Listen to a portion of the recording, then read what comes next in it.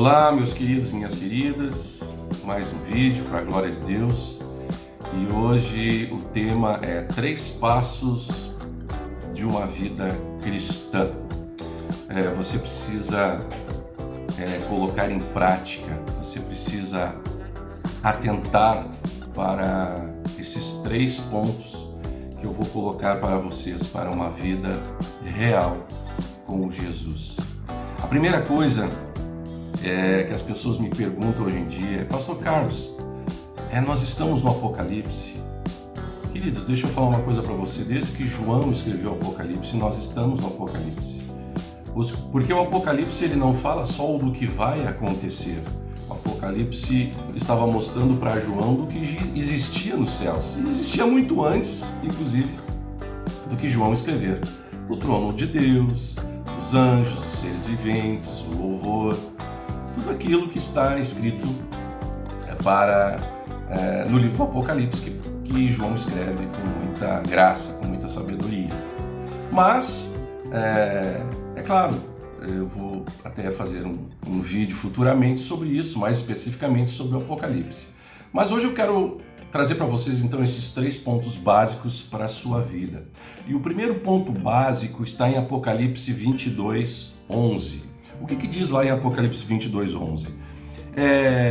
João está escrevendo, né? Eu, João, sou aquele que ouviu e viu essas coisas. Tendo-as ouvido e visto, caí aos pés do anjo que me mostrou tudo aquilo, para adorá-lo. Mas ele me disse: não faça isso. Sou servo como você e seus irmãos, os profetas, e como os que guardam as palavras desse livro. Adore a Deus. Então me disse: não cele as palavras da profecia deste livro, pois o tempo está próximo. Continue o injusto a praticar injustiça, continue o imundo na imundícia, continue o justo a praticar justiça, continue o santo a santificar-se. Eu gosto muito de uma versão da Bíblia mais contemporânea que diz o seguinte: quem está limpo, limpe-se mais. Pô, pastor, como assim? Eu acabei de sair do banho, eu tenho que voltar a tomar banho de novo? Não, o que acontece é o seguinte: eu vou dar um relato para vocês, porque além de pastor eu sou baterista, gosto de bateria demais, toco desde os 12 anos de idade bateria, e a bateria ela tem que ser limpa.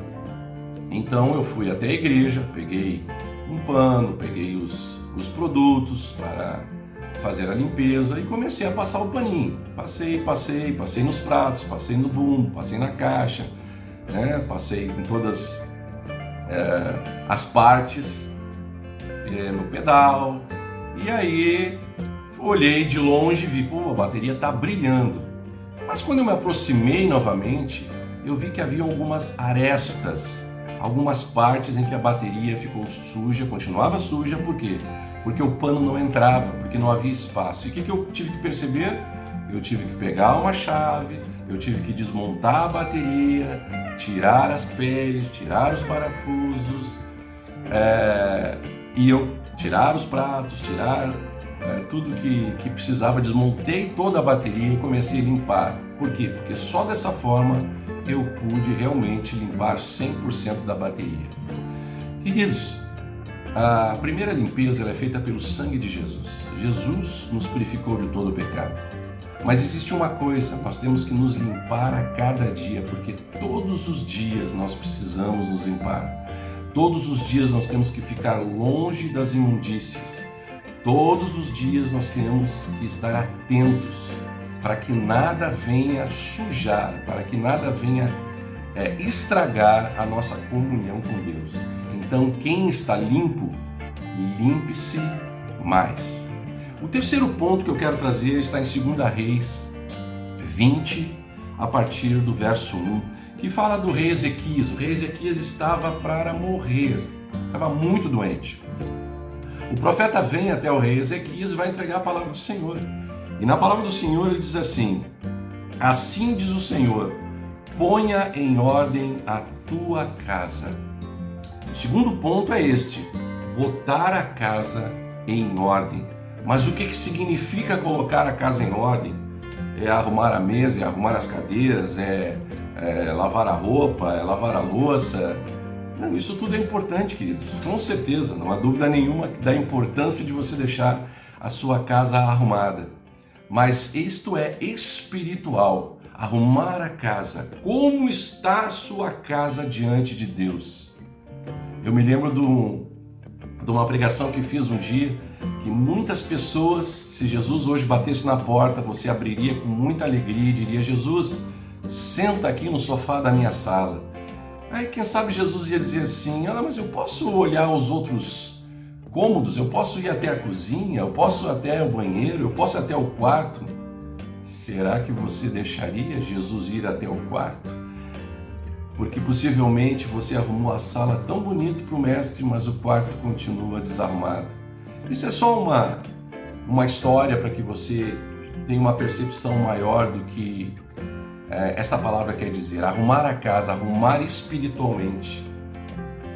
Você ouve louvores na sua casa ou você ouve músicas do mundo? Qual é as palavras usadas? Qual é o palavreado que é usado na sua casa? Comece a limpar, comece a tirar coisas que eram do passado. Comece a remover situações que não servem mais. O tratamento, o amor, a ajuda, o apoio, o ensino. Também ser duro é amar, ensinar, é tratar. Então, arrumar a casa. E isso é todos os dias. Todos os dias. Eu conheci um pastor que antes de ser pastor, ele foi na minha casa quando eu era criança, foi conversar com meu pai. E eu vou dizer uma coisa para vocês: de 10 palavras, 9 eram palavrões. Como dizem os antigos, palavras de baixo calão. Então, e conversando com meu pai, daqui a pouco ele se converte. O que acontece na vida daquele jovem? Ele começa a não falar mais essas palavras. E a namorada que havia trazido ele, porque a namorada era cristã e queria que ele se convertesse, e a namorada ficou impressionada porque agora o seu namorado não falava mais palavrão. Então, querido, arrume a casa. Você sabe o que eu estou falando. Você sabe. E o terceiro ponto, importantíssimo, que está em Mateus 22, 29. Bom, os religiosos da época estavam lá querendo pegar Jesus, e faziam perguntas para Jesus. Eles estavam fazendo uma pergunta sobre divórcio, falando sobre Moisés, sobre aquelas coisas. Se você ler todo o capítulo, você vai entender. Mas chega um momento que Jesus ele diz assim, no verso 29. Jesus respondeu: vocês estão enganados porque não conhecem as Escrituras nem o poder de Deus. Queridos, conhecer as Escrituras e o poder de Deus. Quando eu iniciei aqui o culto racional, a ideia é essa: é tirar a Bíblia de dentro dela e trazer para a sua vida. Você experimentar, ter experiências, começar a viver milagres, começar a ver transformação, porque esta palavra precisa sair da Bíblia e viver na sua vida. O que acontece é que Jesus está falando isso. Você tem que conhecer as Escrituras, mas você tem que conhecer também o poder das Escrituras, que é o poder de Deus, porque a palavra é de Deus. Foi Ele quem trouxe a inspiração para homens estarem colocando no papel. Queridos, e aí eu quero trazer uma coisa para vocês. 4 livros importantes para você ler na Bíblia. Você tem que ler toda a Bíblia, não há dúvida nenhuma. Mas eu quero que você leia, se puder, a partir desse momento, 4 livros. Não é somente ler, eu quero que você estude profundamente 4 livros da Bíblia. O primeiro é o livro de João, que está entre os 4 primeiros do Novo Testamento: Mateus, Marcos, Lucas, João. E eu convido você a ler todo o livro de João. Mas pastor, por que João? Por que eu não vou ler Mateus? Por que eu não vou ler Marcos? Por que eu não vou ler Lucas? Porque João, ele escreve para os gentios. O que são os gentios? Aqueles que não são judeus. Então, eu sou gentil. Então, João escreve de uma forma para que venhamos entender melhor. João escreve numa narrativa de muito amor, de muito carinho, de muita graça. Então, leia todo o livro de João, para que você entenda. João fala do propósito da vinda de Cristo, certo? Então, lendo o livro de João, você vai entender o propósito de Deus ter enviado, né? E o texto mais conhecido, João 3,16, e você sabe muito bem do que eu estou falando. O segundo livro que eu vou dizer para vocês lerem é Atos dos Apóstolos. Por quê? Jesus, ele diz assim: eu preciso ir para que o Espírito Santo venha, porque ele vos fará lembrar de tudo que eu vos disse. Então, Atos dos Apóstolos é o livro onde mostra a vinda do Espírito Santo e do que o Espírito Santo faz na vida das pessoas daquela época. Então você vai ver ali a pregação de Pedro, onde centenas de pessoas se converteram. Você vai ver ali os milagres, as transformações, certo, gente? Atos dos Apóstolos, extremamente importante que você leia. O terceiro livro que eu vou recomendar é Hebreus. Por que Hebreus? Hebreus é o livro da fé. É o livro que vai trazer histórias do Velho Testamento, comparando com tudo, com as coisas de Cristo, com as coisas de Deus, vendo e expressando a fé. Você precisa conhecer o que é fé. Então, João, você vai conhecer o objetivo de Deus através de Jesus Cristo. Atos, você vai conhecer o que fazer com a palavra de Deus, as suas atitudes. Hebreus, você vai aprender o que é fé. E o último livro, que não podia ser outro que senão o Apocalipse. Mas, pastor Carlos, o Apocalipse, eu não entendo nada de Apocalipse. Isso me faz lembrar quando eu estava namorando a minha esposa e que ela me perguntou: Carlos, tu entende o Apocalipse? E eu disse: eu entendo. E nós começamos então a fazer estudos, eu e ela. Fizemos estudos, eu fui explicando, capítulo 1, capítulo 2, 3, 4, 5, 6, até chegar no final de Apocalipse. E ela então entendeu o Apocalipse. O Apocalipse, ele aparentemente, assim, numa primeira vista, quando você lê, parece complicado. Não é complicado.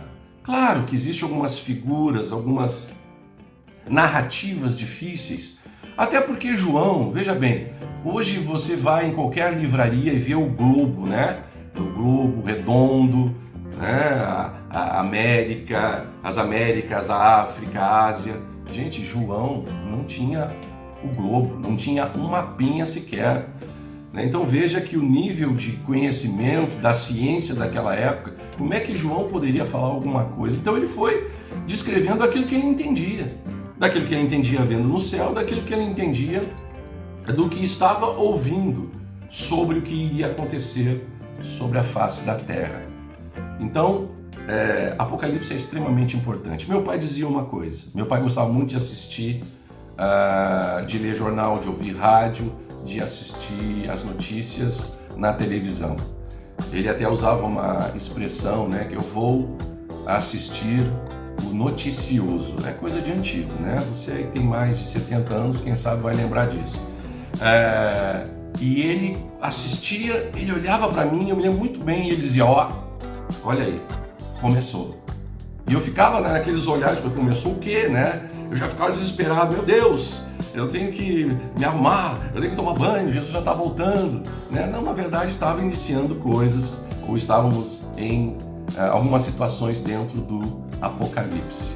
Bom, onde nós estamos hoje dentro do Apocalipse, queridos? Nós estamos no capítulo 12 de Apocalipse, na última parte. Nós somos a mulher representa a igreja. E se você ler o capítulo 13, você vai observar sobre algumas coisas que já estão se iniciando, certo?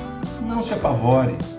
Eu quero dizer para você, fique tranquilo, fique calmo, mantenha esses 3 passos da vida cristã e você será uma bênção. Eu quero orar nesse momento. Senhor Jesus, abençoe meus irmãos e minhas irmãs. Abençoe para que nesses 3 passos eles continuem firmes na tua graça, em nome de Jesus. Amém.